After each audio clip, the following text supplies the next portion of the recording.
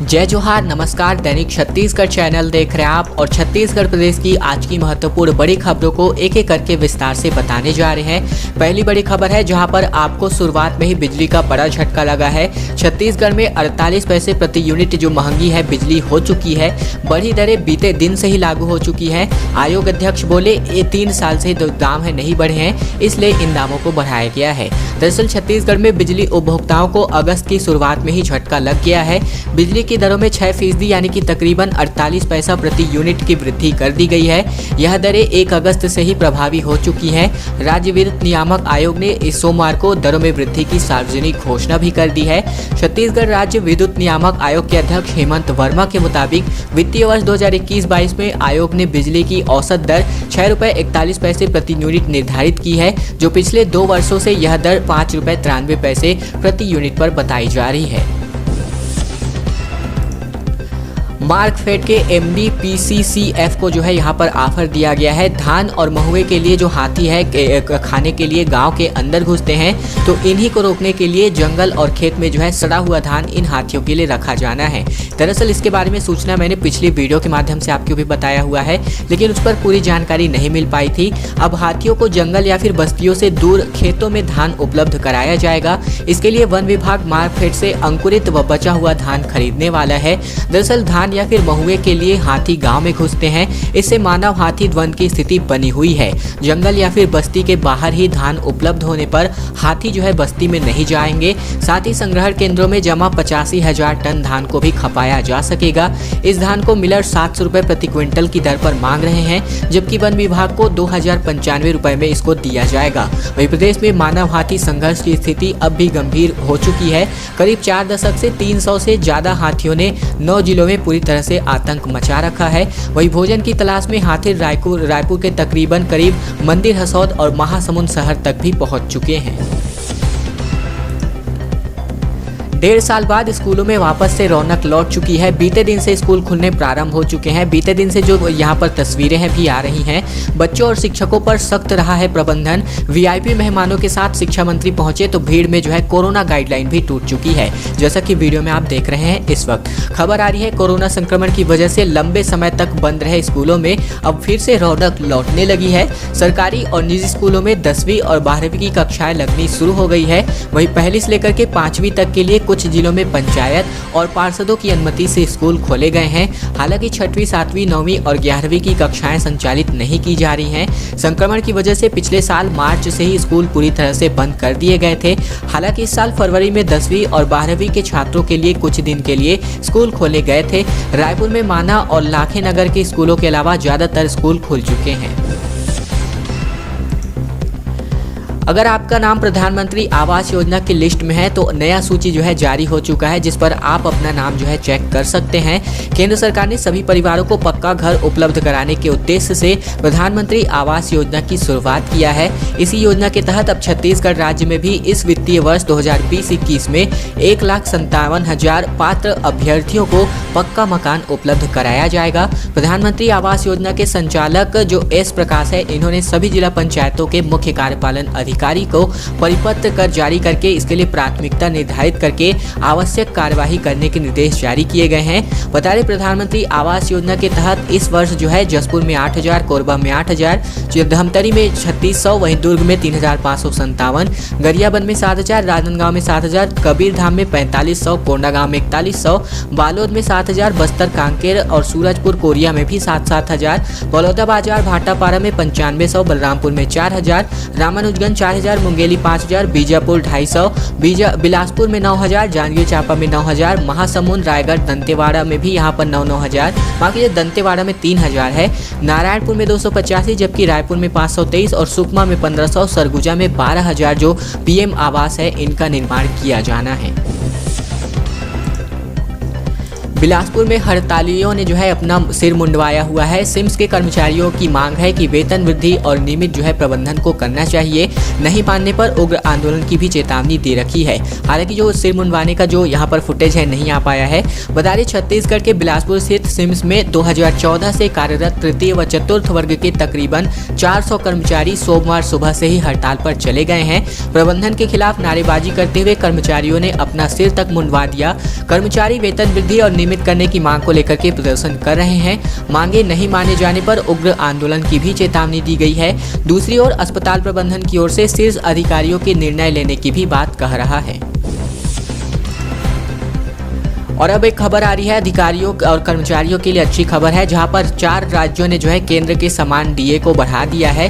छत्तीसगढ़ में अभी लंबा इंतजार करना पड़ सकता है। छत्तीसगढ़ के तकरीबन 3 लाख कर्मचारियों के लिए केंद्र के समान डीए बढ़ने का इंतजार लंबा होता नजर आ रहा है। राज्य सरकार ने प्रथम अनुपूरक बजट में इसके लिए कोई राशि नहीं रखी है। इससे कर्मचारियों में नाराजगी बढ़ती जा रही है। अब कर्मचारियों को शीतकालीन सत्र का इंतजार है। माना जा रहा है कि इस सत्र में भी सरकार अनुपूरक बजट लाएगी और कर्मचारियों को उम्मीद है कि उनमें जो है यानी कि अनुपूरक बजट में उनको कुछ राहत मिलने वाली है।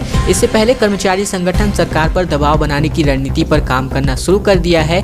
इसके लिए छत्तीसगढ़ कर्मचारी अधिकारी फेडरेशन राजधानी में न्याय सभा करने जा रही है। बता दें कि अब तक 4 राज्यों ने केंद्र के समान डीए देने के लिए पहल शुरू कर दी है। आखिरकार गोवा के लिए अब जाकर के रायपुर से उड़ान जो है शुरू हो चुकी है। इंदौर गोवा के लिए नई फ्लाइट शुरू हो गई है। अहमदाबाद के लिए आज से फ्लाइट रवाना होगी। करीब 4 महीने के लंबे इंतजार के बाद आखिरकार गोवा के लिए उड़ान शुरू हो गई है। गोवा फ्लाइट की लगातार डिमांड रहती है। यही वजह है कि उड़ान बंद होने के बाद लगातार इसे फिर से शुरू करने की मांग की जा रही थी। इंडिगो एयरलाइंस की नई उड़ान 1 अगस्त से रायपुर इंदौर गोवा रूट पर शुरू की गई है। वही नई फ्लाइट रायपुर से सुबह 10:25 पर उड़ान भरकर 11:45 को इंदौर भी पहुंच चुकी है। वहां से तकरीबन 12:15 को उड़ान भर करके दोपहर 2:10 पर गोवा पहुंच गई। पहले दिन इस फ्लाइट में यात्रियों की संख्या लगभग फुल थी। यह फ्लाइट हफ्ते में 7 दिन चलने वाली है। इससे गोवा और इंदौर आना जाना अब जाकर आसान हो गया है। खबर आ रही है अमृत धारा का डेंजर जो है सेल्फी जोन। बता दे 90 फीट की ऊंचाई से गिरने वाले वाटरफॉल को यानी कि झरने को देखने के लिए लोग अपने जान जोखिम में डालते हैं। बड़ी संख्या में लगातार सैलानी यहां पर पहुंच रहे हैं, लेकिन पुलिस की बात नहीं मान रहे हैं। दरअसल छत्तीसगढ़ का कोरिया जिला अपनी प्राकृतिक सुंदरता के लिए जाना जाता है। ये जिला घने जंगलों, पहाड़ों, नदियों और झरनों से भरा हुआ है। इन्हीं में ही एक अमृत धारा जलप्रपात भी है, जो इन दिनों लोगों के आकर्षण का केंद्र बना हुआ है। पिछले कई दिनों से हो रही अच्छी बारिश के चलते इसका जल स्तर तो बढ़ा ही है, साथ ही साथ अमृत धारा में 90 फीट की ऊंचाई से गिरने वाले वाटरफॉल को देखने के लिए बड़ी संख्या में लोग पहुंच रहे हैं। परेशान करने वाली बात यह है कि लोग डेंजर पॉइंट में जाकर सेल्फी ले रहे हैं। इससे बड़ा हादसा होने का खतरा भी बना हुआ है। वैसे यहाँ सैलानियों का आना जाना साल भर रहता है, लेकिन बरसात में यहाँ का नज़ारा और भी दिलकश हो जाता है। इस वजह से सैलानियों की भी यहाँ पर जो भीड़ है इस समय ज़्यादा बढ़ जाती है। जंगल सफारी से खबर आ रही है। जंगल सफारी में आप जो है मछलियों की 10,000 प्रजातियां देख सकते हैं। अच्छी खबर है, जंगल सफारी में स्थापित जू में जैव विविधता को बढ़ावा देने के उद्देश्य से स्नैक पार्क बनाने तथा इसके साथ ही मछली घर बनाने का प्रस्ताव शासन को भेजा गया है। मछली घर बनाने सफारी प्रबंधन ने एक रिपोर्ट जो है तैयार करके शासन के पास भेज दी है। उल्लेखनीय है कि राज्य के किसी जू में पहली बार मछली घर बनाया जा रहा है। जंगल सफारी प्रबंधन के मुताबिक जू में जो मछली घर बनाया जाएगा वह 2 मंजिला होगा। इसके लिए देश के ऐसे एक्सपर्ट से संपर्क करके मछली घर तैयार किया जाएगा, जिन्होंने अन्य शहरों में भी विशाल मछली घर तैयार कर दिए हैं। अफसरों के अनुसार मछली घर बनाने के लिए 4.5 करोड़ रुपए की लागत आएगी। शासन से उक्त राशि 2 किस्तों में मिलेगी। वहीं मछली घर का निर्माण 2 वर्षों के भीतर कर लिया जाएगा। छत्तीसगढ़ में एक बार फिर से कोरोना के संक्रमण के आंकड़े बढ़ते जा रहे हैं। एक बार फिर से सबसे ज़्यादा मरीज जो है इस जिले से सामने आ रहे हैं। 3 लोगों की मौत भी बीते 24 घंटे में हुई है। छत्तीसगढ़ में बीते 24 घंटे के दौरान 236 नए कोरोना संक्रमित मरीज मिले हैं।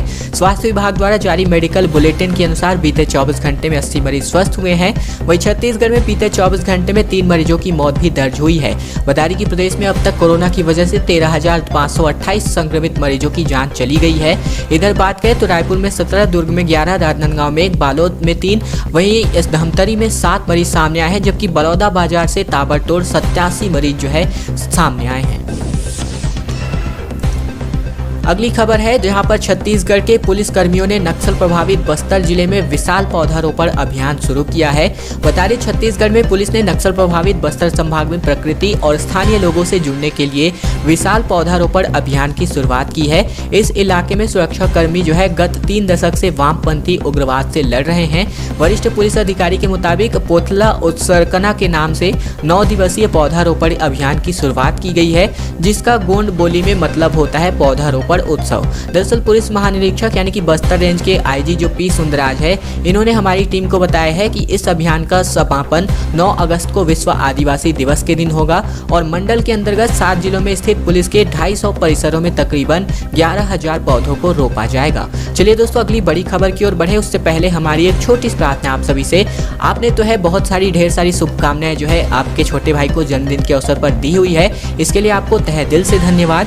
इसके अलावा चैनल को सब्सक्राइब करना मत भूलिएगा ताकि प्रतिदिन की इसी प्रकार की छत्तीसगढ़ समाचार रोजाना हम आप तक पहुंचा सके। साथ ही साथ घंटी को दबाकर ऑल नोटिफिकेशन को भी इनेबल करना मत भूलिएगा।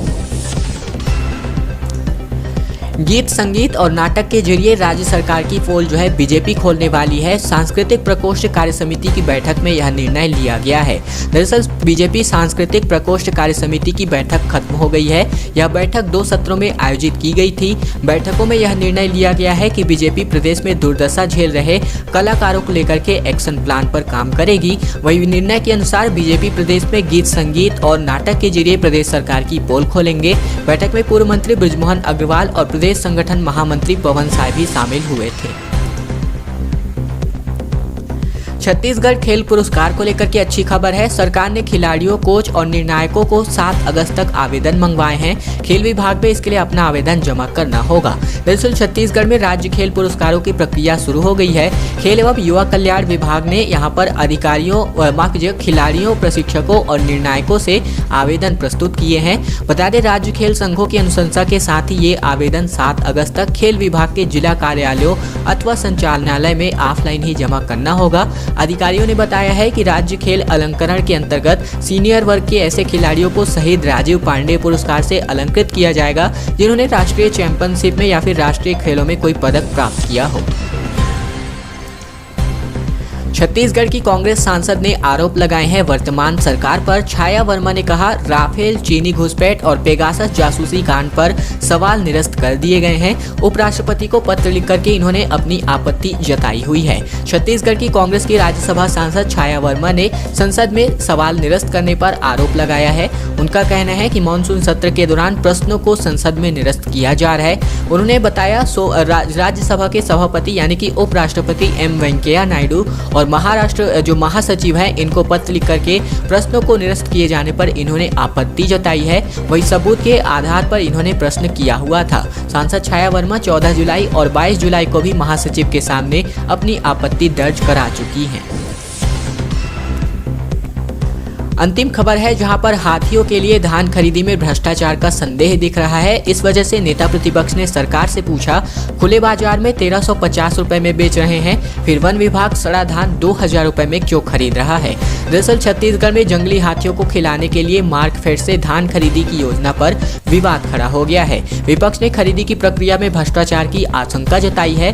नेता प्रतिपक्ष कौशिक ने पूछा है कि जब सरकार इस साल खरीदा हुआ धान खुले बाजार में 1350 से लेकर के 1400 रुपए प्रति क्विंटल बेच रही है, तो वन विभाग को 1 साल पुराना सड़ा धान 2000 से अधिक में खरीदने की कौन सी मजबूरी है। वही भाजपा विधायक दल के नेता कौशिक ने कहा उन लोगों ने लगातार विधानसभा में सवाल उठाया है कि वर्ष 2019-20 में खरीदी का हिसाब नहीं आया है, कितना धान सड़ गया है, कितना कस्टम मिलिंग के लायक है। इसी को छिपाने के लिए आनन फानन में हाथियों को धान खिलाने का निर्णय लिया गया है। ये सभी बातें नेता प्रतिपक्ष ने कही हुई हैं। खैर दोस्तों, आज की खबरों का सिलसिला बस यही तक का था। वीडियो अगर आपको पसंद आया होगा तो वीडियो को लाइक कर देना है, चैनल को लाल कलर के बटन को दबा करके सब्सक्राइब भी कर लेना है।